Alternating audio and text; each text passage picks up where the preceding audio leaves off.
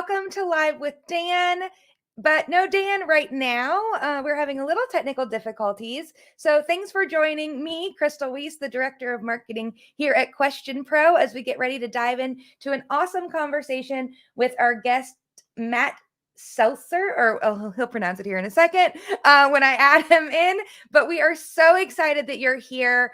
I know typically Dan has a really great full agenda, and I'm going to try my best to be another Dan or the lady Dan, if you could say that. And we are just so glad that you're joining us across Facebook, LinkedIn, YouTube, and Twitter. Make sure to give us a like and a comment, and we will reply as we can because we love interacting with you guys. So since I don't really know what else we were supposed to be doing, I want to bring in our guest for the day, Matt. Let me just add you. Hey there. How's it going? It's going great. I'm so glad you're here and that we get a chat. I didn't even realize we were going to be talking about marketing. It's a big topic for me, yeah. But no, you and I chatted real quick before this. We're gonna have a great conversation. This is gonna be fun. I know. Can you believe it too? Hype Master is just like chatting away. Exactly. No, I'm all about this. I love it. So I guess like as an intro, somebody just sent me a note that was like, here's some helping points if you need it. Perfect. So tell me a little bit about yourself. First of all, how do you pronounce your name? Because I didn't know that. So it's Seltzer, just like Alka-Seltzer. Dan! Hey! Yeah! You know, I was on problems. Dan has never been so welcomed into a room before. You know, when in doubt, restart the computer. That's what I did. Oh, so, that's a great idea. There we go. Woo! So I know. If you didn't know, this is Matt, like Alka-Seltzer, but just Seltzer. Yep. Oh, I like it. Nice. That's as far as we had gotten. Okay, you guys didn't get very far. That's good. That's the iceberg, but it's a good place to start. I like it. Well, you know, there's nothing like panicking right before you're supposed to be on a live stream. So that's good. No, I'm glad I was able to get my issues fixed. Matt, it's a pleasure to finally. Actually, this is the first time we've met, so I've heard a lot about you and everything. So it's great to have you on the show today. It's great to be here. I've watched the show for a while, so this is cool. I even shouted to my wife last week. I was like, they gave me a shout out. So this is cool. Oh my gosh, I love finding Live with Dan fans. Right? Dan. You know? He's not only a listener, he's a presenter now, or contributor. So that's good. And that's a lot of fun for me. So no, I appreciate this opportunity very much. Awesome. So Matt Seltzer wrote a book, The Creative Catalyst, owner of S2 Research. I'm sure I'm missing out on a few other things that you've done. Oh, there's the book too. I'm going to pick that up. I need to read it. Matt, what I thought we could spend our time talking about today was, marketing research, and sort of that mashup. It's Absolutely. Funny because I'll tell you a little backstory. When I was in college, I got a degree in marketing. Always thought I would go into like the sexy advertising world, and I got an internship for a marketing research company, and then the rest is history. So I remember hearing one of your talks around, you kind of geek out on advertising, but you like the research aspect. So I think we're similar in that regard. We have the exact same story. Okay. I said, okay, I want to work in advertising. I want to work in an agency. Went to the biggest agency I'm in Las Vegas. And my foot in the door was an internship in the research team. And I'd previously worked for an accountant, my dad, actually. The only reason I got the job is I was the only person who applied who knew 10 key. And that comes in real handy when you're a market research intern. Oh, for sure. Yeah. And what I found out after that is, okay, this is a really cool part of the advertising agency world. Cool for me. I mean, I really dug what we were doing. We were asking questions. We were doing surveys. We were conducting focus groups. And I say we, it was the people that I worked for. I was, again, just doing data entry. But I learned a lot in that role. And then I worked there full time for a while. And I say this, I was like, okay, this is what I'm going to do forever. Yep. But I actually got laid off in 2008. 2008, it happens. Yep. And I could not find another agency that had a research team. Interesting. Oh. And that's kind of been an interesting takeaway that's defined my whole career ever since. Something a little more, we're pretty similar because also in 2008, I think it's 2007 going into 2008, the company I worked for, they were going out of business. So technically I was laid off for about 2 hours, but this other company acquired the book of business I was working on. But it was a similar story. And another fun fact, it was the same day that we closed on a house to buy. So Oh my gosh. Oh, yeah, wow. yeah, it was interesting. Interesting times there, but it was, it all worked out, I guess. Matt, tell me about, so I know you geek out on advertising, right? And tell me about your favorite ad of all time, and then your favorite ad in the last 6 months or recently that you've seen. Oh, wow. Okay, so a favorite ad, and I'm biased because, again, I live in Las Vegas, but there's a great ad. It came out probably about 8 years ago now, around the World Cup, for Visit Las Vegas. So what happens to stays here. But it's one of my favorite ones because this group of guys, they're holding this giant trophy and they're running down the hallway of their hotel room shouting champion, champion, champion. And they're running through Vegas. They're handing the trophy to other people who are holding it for them while they're celebrating. I mean, everyone was so stoked throughout all of Las Vegas that they won whatever the heck they won because they got the big trophy. And as they're walking back to their room, you find out the trophy is actually just a vase that they found at the hotel and thought it would be fun to run around saying champion. And it's one of my favorites. Again, I remember because I was watching the World Cup right around then, so it all kind of stung together. And that's funny. That's amazing. In the last 6 months, though, I don't know if I can come up with a good example. I have one. I also have a degree in advertising and went to college across from Wine and Kennedy in Portland.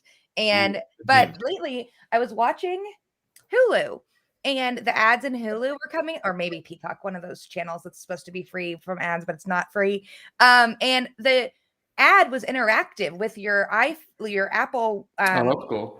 Yeah. Remote. And it was like, okay, so you could click through while the ad was playing, it had it was like an in-screen kind of experience. And they also had a QR code. You could click through the different products that while the ad was going. And I was like, this is true, taking advertising, feel good, can't measure who sees it, Nielsen shenanigans, but adding it with real market metrics, marketing metrics, being able to see how many people are scanning, because you can scan a QR code from real far away, right? And I was like, this is awesome for someone who's oh my gosh, I bet you they're tracking how many people click through which and how far they click through, and if they scan. Well, then you have so much data and which way are they going? Yeah, exactly. That's a good one. Yeah, I thought it was for a Microsoft Surface tablet. And then they could show you all the different versions of the tablet. And so, you still get the fun, that kid building his dream shoe and getting it sponsored by Nike story. You also get the practical application. Yeah. That's good. I like that one. Yeah. Okay, so if we can do engagement stuff, I have some good ideas then. But yeah, no, Dan, you're up. No, I think two of my favorites right now, or in the last 6 months, all are by insurance companies. So I think Geico has some super clever ads, and I think this one was reminiscent of maybe my childhood growing up in the 90s. But the one where Tag Team is there with the Scoop, there it is. Have you seen that one? That one's one of my. I have not seen this one. Yeah, that one's one of my favorites. I don't know. It just, even my kids liked it for some reason. And then the other one is by Progressive, where it's people they realize they're becoming their parents, and it's this guy that's talking them through it. So they're at a grocery store and they're like, oh, there's the manager. I got to tell the manager that Billy in aisle 5 is doing a real good job. Or, he's returning the cart, and as returning the cart, he's like, hey, this one pulls a little bit to the left, so it's these things where people slowly realize they're becoming their parents. And it's this guy that's playing this counselor kind of guy that's helping them become their parents. So those are pretty funny to me. Yeah, I like those things that stick with you in the heart. Because I have that becoming my parents realization more often than I like. No, actually, the good one that that came to my mind. It's interesting. I actually don't watch a lot of live ads because I stream everything. Right. But the biggest thing to me was Spider-Man: No Way Home, which 6 weeks before the movie came out, that's when we got a trailer. It arguably didn't tell you anything, but the day before the movie came out, Marvel was out in New York giving out copies of the Daily Bugle. That's so fun. Yeah, cool. And I was like, cool. We still don't know anything about the movie, but okay, I'm give me another Kool-Aid, I'll drink it. Right. And it was a great movie, and no spoilers, but yeah, it was awesome. Okay. That's awesome. So, Matt, another thing I heard that one of your favorite books is On Advertising by David Ogilvy, right? Is that Oh true? yeah, Ogilvy on advertising. Ogilvy on advertising. So what are some of the key takeaways that you've heard from that book that you think will be helpful for people to hear? Oh God. Now it's been a little while since I've read it too, but I'll tell you, Ogilvy in general, he has a great quote, and I hope I don't butcher it. Advertisers who ignore research are as dangerous as generals who ignore decodes of enemy signals. And for those who don't know Ogilvy, I mean, he really is the godfather of advertising. Ogilvy and Mather and great team. They still invest heavily in thought leadership, market research, even neuroscience. I mean, pretty cool stuff. But I say all this because at the end of it, Ogilvy said really just a lot of smart things. He's someone I quote a lot. And again, I'm going to butcher some of these. But I think at one point he said the point of writing any sentence is to make you want to read the next sentence. And that was a very big concept of the book, to answer the question, is, why are we doing this? It's great to be creative. And I love creativity. Genuinely, it's such a neat concept that we can develop something from nothing, something cooler from nothing. But in our industry, and by our industry, I mean marketing, creativity must have function. We have to, so that sentence, as creative or clever as it can be, if it does not make the reader want to read the next sentence, it's not doing its job. Right. And then I mentioned neuroscience. I mentioned, I didn't mention, but behavioral economics. I mean, if you take that thinking of, if we're going to create a sentence, and a sentence doesn't have to be a sentence in this point, it could be an ad, it could be a billboard, it could be a digital execution. Its purpose should be to make you want to go to the next thing. And through knowledge of the brain, knowledge of humans, knowledge of people, knowledge of people and people, meaning the macro and the micro, we can really kind of map out those next those next sentences. So that's where I geek out over this stuff. No, I love that, because I think it helps out not only in advertising, but any writing that you do, whether it's emails or if you're storytelling based on like data that you get, like make them want to read the next sentence. And I think it's interesting, especially when you think about like how much money and time are wasted on, poor communication, right? And if you can just break it down to that, I think that's a really interesting point to me. One of the coolest micro tactics I've ever seen, but it's to your point. I downloaded a white paper, which everyone's seen before. And of course I filled in for my information, which everyone's seen before. And I got the email drip, which everyone's seen before. Yeah. But the interesting thing, so email 1, I get right away, which is the white paper. Email 2, I get 10 minutes later, and that's expected to, and it's very marketing-y, welcome to our thing. Email 3, I get 5 minutes later. It's from the head of marketing, and we'll call him Dan here. I don't remember his name now in this. This was about 2 years ago. Call him Dan. As long as he's smart, Matt, you can call him Dan, okay? Yeah, exactly. No, it's a plain text email, like it was written on a phone. It says, "Hey, Matt, saw you downloaded the white paper. Not sure if you had a question, but if I can help you out, here's my cell phone number, Dan." And I was like, this is cool. And below that, it even had the schedule a meeting link, which I went to click on. And I was like, this is cool. Some guy saw that I downloaded this and went to it. And I don't even remember what made me think of it, but I go, no, that was automated. Yeah. That was totally programmatic. And how brilliant. That's awesome. Because someone thought through, okay, he's going to ignore the 2 marketing emails. Yep. And that makes the organic one seem a lot more organic, which is really cool. Yeah, that's cool. Did you try calling the phone number? I did. It was a Google number, so it could or could not go. Okay. And I bet it has a pretty high success rate. Yeah. But again, that's cool. I like that. That's an awesome example. Organic. That was cool. Yeah. We got to get that in our drip campaigns, Crystal. We do a lot of plain emails. I disguise them. Okay, good. That right there, and this is what I love about what I do, what marketing is. A lot of people think marketing is devious. I've heard that before. I have a good friend who thinks that way. In my mind, we're just trying to help people get down a path, but organic. We know organic is going to perform better. It's more sales than marketing. But if we know that, we build it into our language, into our funnel, because really we are just trying to help people and help them find the product, services, whatever the heck they need. because theoretically, if they don't need it, they will fall out of the funnel. That's the way it works. And we're just helping.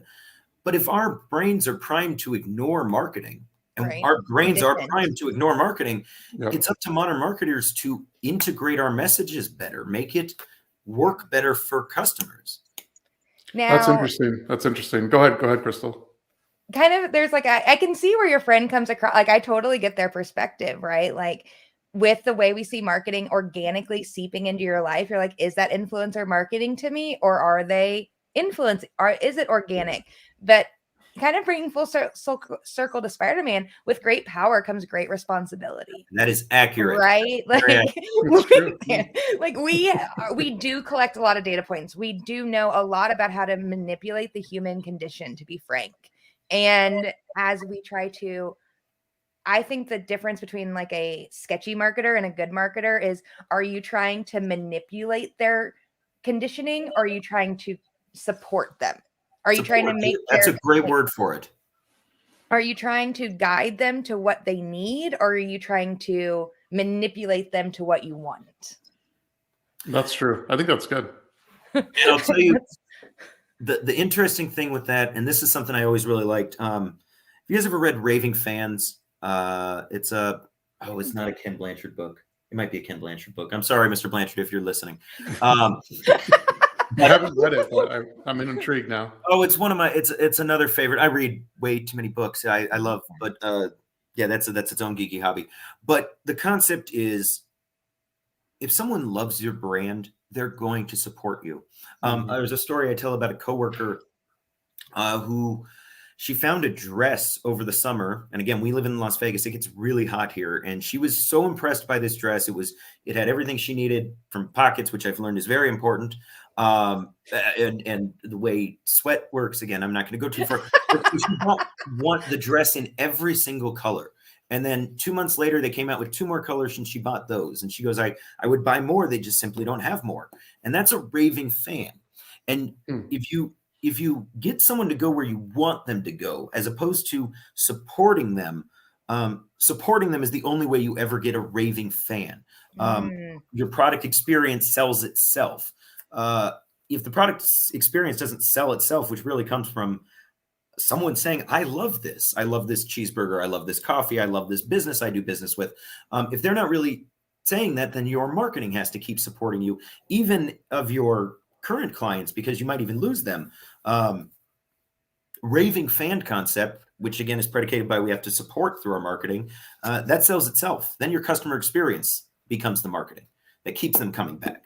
And again, all of that can be programmed and thought through great research, through great experiments. I mean, even just mapping out how your customer roadmap looks.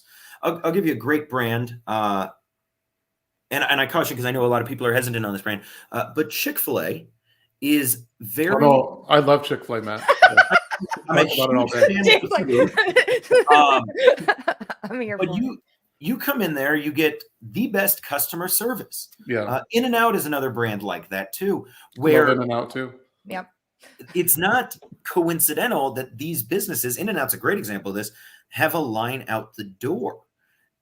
Literally, if I go into the drive-through, I have an In-N-Out right by me. I know that's not the case for everyone in everywhere, so it's we have one here. Yeah, we're spoiled here too, Matt. So perfect. But both of those brands, I know I'm going to get a smile. I know I'm going to get please and thank you, and it's programmed into their culture in such a way that this is their marketing. Yep. I don't need a sign or Trader an Joe's ad. is the same way. Yeah. Yep. So, but again, to think of that as devious, someone who doesn't want please and thank you, isn't more attracted to please and thank you, will fall out of that funnel. In-N-Out isn't for them. Like, they'll go to Shake Shack. Yeah, or I mean, they gravitate toward what works for them.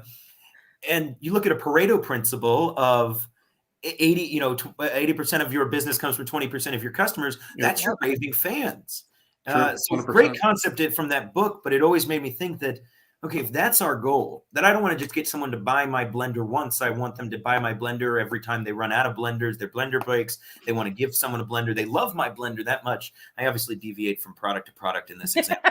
No, it's all good. I need to have not just marketing experience, but a product and service experience that matches or exceeds expectations, so they come back.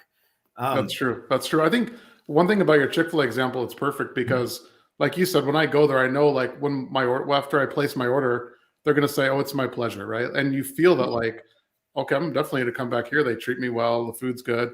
But then also, I think what Chick-fil-A does well that I think we probably realize it because we're in the space, but even their TV ads kind of come that full circle of like, we're helping customers because they always feature like how an employee went above and beyond to help out a customer, right? Or how another employee helped another employee like buy them a car because they were doing this or that. That's their whole new campaign they've been doing through 2020 and 2021. Yeah. So you get that full circle kind of like feel good story when you go there, when you see it on TV. So I think you're right. It's definitely ingrained in their culture.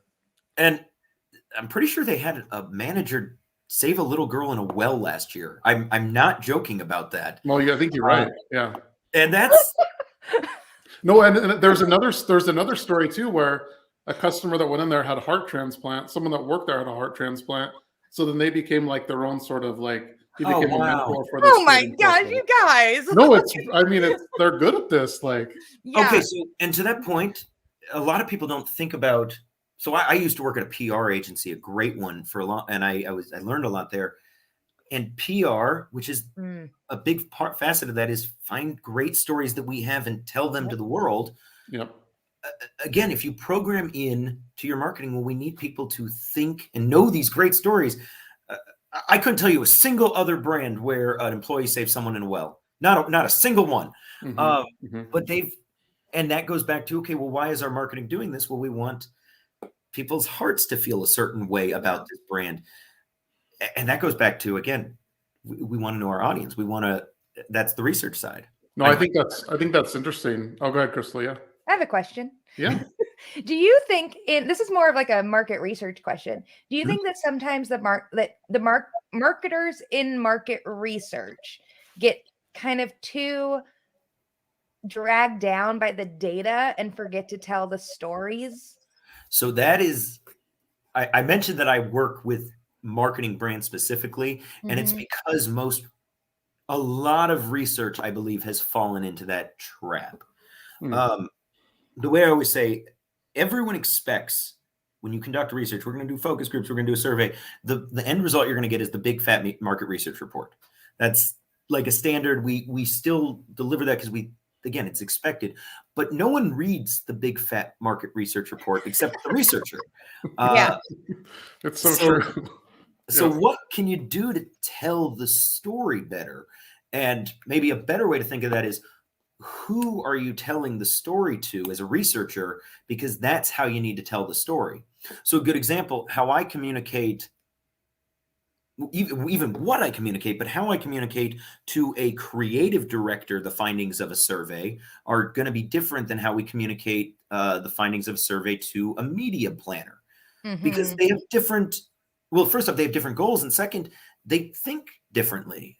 Again, I really like agencies. One of my favorite things about the agency world, and I've had the pleasure of working in a few, is everyone thinks differently. You go into a brainstorm session, that's an asset that you're bringing analytical minds and PR minds and creative minds, and they're all going to hash out a great idea for the client. But likewise, those are different minds. So creative briefs are a great example. Creative briefs are something creative directors, copywriters, art directors use that's intrinsic with their process. Right. So if a researcher can write a creative brief that sums up the insights, most copywriters don't. Copywriter might be a bad example. Most art directors don't care about the statistic behind which half of the audience likes your product more than the other half. They just need to know who's the audience that we're talking to. And through data, we can tell that. We can tell, they're usually single, or maybe they're married and educated. Maybe they're, you can break that into, and then maybe you don't even say married and educated. You say they wake up every morning next to their spouse and read the newspaper. Maybe there's other ways to communicate that through a creative brief that knocks on the inspirational pieces of the brain that a copywriter, an art director might use, as opposed to a PR writer. So this is where telling the story for who needs to hear it is the tricky part. Man, I think this is interesting because I was watching your talk that you gave, I think at the American Marketing Association a couple of years back, and you gave the example of Old Spice. The sales were down, but can you tell that example? Because I think it kind of correlates nicely with what you're saying here. That's one of my favorite campaigns in history. Old Spice. Wieden and Kennedy at its best. What's that? Is it the Wieden and Kennedy one with the Old Spice man? Oh yeah. That's exactly the one. And officially it's 2 campaigns, but that's the problem. So Old Spice is a brand that makes deodorant for men, and we'll stick with that. I know they've expanded a little, but they make products for men. They do a great job. They even introduced Old Spice in sex ed in like 5th or 6th grade as like your product sample, and now all of a sudden you're an Old Spice guy forever. It's brilliant to me, and I but I'll tell you what's interesting is I didn't know that. around 2005, 2006. Oh yeah, that's a clever tactic. Yeah. But around 05, 06, you had a lot of other brands. Unilever was a big one, taking market share of men's deodorant. And what they found out is men weren't buying men's deodorant. It was wives and girlfriends and moms. And it didn't matter that they got this little bottle of Old Spice in 5th grade at an impressionable age. It just mattered who was buying stuff, and the person buying stuff bought Unilever. They bought, so 2 campaigns came out of that. The first was Terry Crews, and that was for men and had its own piece. But the bulk of it was Isaiah. Oh God, I can't remember his last name now. Yes. So because he looks right at that camera and he says, "Hello, ladies. Look at you." And if your man uses Old Spice, he can smell like me. Yep. And they doubled sales in a year. I mean, and it makes sense they doubled sales. There was literally half an audience that they just never spoke to. That's all it takes. And I'll tell you a fun stat. That I want to say this was about 2008 when this came out, the Isaiah commercial. That's right when YouTube was coming out. And that commercial became the most shared thing on YouTube ever at the time. But that's a big deal when you're a brand new YouTube, video platform, and people are sharing your video 30 million times. I was in college across the street from Wieden and Kennedy when that launched, and it was a master class that year for us. Like, we got to go see a bunch of we got to tour them all the time anyways, but we got to see really how the process was for those campaigns. And it was literally like having we were in college, so it was class, but it was like an extra master class because I didn't graduate till 2010. And that was what you that was what you were trying to accomplish with your career, essentially. Cool. Was that kind of success, which was so cool. Yeah. I love that example because it's like what you think is the opposite of reality, right? And just by doing a little research and digging, you can find, no, this is actually our target market in terms of who's buying it. This is how we need to advertise to them. So that's really cool. And that's the important part. It's actually not a very deep insight. I say deep, meaning you can find that through simplest of research. Right. But it's so pivotal. So imagine what happens when you go deep, what you can do. That's true. Somebody who's doing that right now is actually Goldfish Crackers. So Goldfish is now rebranding because they realized most of the people who buy and eat them are actually adults. And so they're releasing mega goldfish in jalapeno and roasted garlic because I just heard it on my investment podcast. I'm going to try some roasted garlic. I'm intrigued by this. Right. And so now they are pivoting they're just expanding their market share because they were like, oh, actually we thought it was a kid's snack. It's actually an adult snack, and more people pair it with Chardonnay than they do with kids. Really? Yeah. Wow. Interesting. Fun fact. Okay, but that's a critical insight, and you could build a whole important campaign around that. I'm really curious to see that perform for them. I know. The brand I always joke, Disney. I theoretically I got too old to watch their cartoons. So what did they do? They bought Marvel. They bought Star Wars. They kept making. They're like, okay, Matt, we're gonna get you back. Don't worry, we got the thing you need. But that really is the thinking. We're providing a product or a service for our raving fans. It's not about convincing them to come back or sell the goldfish to new people who've never heard of it. If you're a devoted Goldfish fan and you want a bigger roasted garlic, which this is absolutely happening on a charcuterie plate this weekend, Send us a picture, Matt, when that happens, because we got to see it. Let you know. I think Disney's a whole case study in itself with the merchandising paired with the advertising, paired with all the shows and stuff they produce.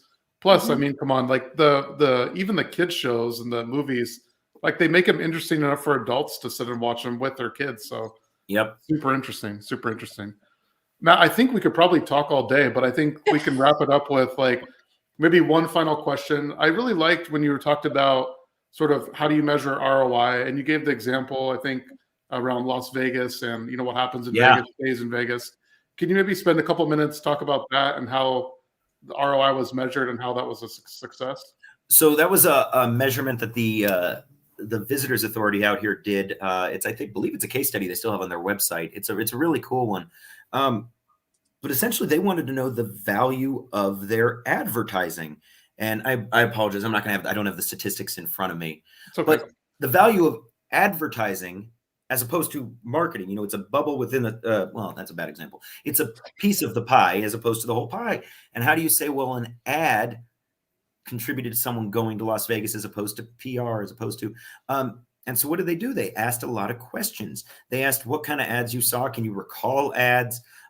They asked how the ad played into their planning process as far as, did you get ideas from it? Are you planning to come back? And that was the other side, was correlation, which might not necessarily be as one-to-one, but there's a story there of people who rated the ads highly, which the ads, what happens in Vegas gets rated very highly. Mm-hmm. Those people who rated that high also said they were likely to come back to Las Vegas again. So you start to see these data points that tell a story. And then again, through math, if you're asking the right questions, and I mentioned the Visitors Authority, they publish a really cool survey every single year of more than 3,000 Las Vegas visitors. And it's free. It's on their website. They've been doing it since the 70s. It's something I've been geeking out over for years because, again, I live here. I even read it in college. But they ask questions along, how much did you spend for your hotel room? And how much did you spend on dining, gaming? And you build out a mathematical model from all those data points I just mentioned, from that survey, from other surveys, and you can decide the value of an ad in the planning of a trip. So is it, on average X% of the full trip? And then you can figure out the mathematical value of a trip. And from that, it's very easy to figure out the value of advertising for the individual and on the whole. You can even break it down to the day. But that's a really important piece because, again, I don't have the numbers in front of me. What I remember you said 23-1. It was like that sounds right. Yeah, that is. Yeah. I'm pretty sure. But so for every dollar spent on advertising, essentially, $23 eventually came back to Las Vegas. That was the ROI. And I always joke through research, especially if you can mathematically prove this. At that point, you've created what I call a money machine.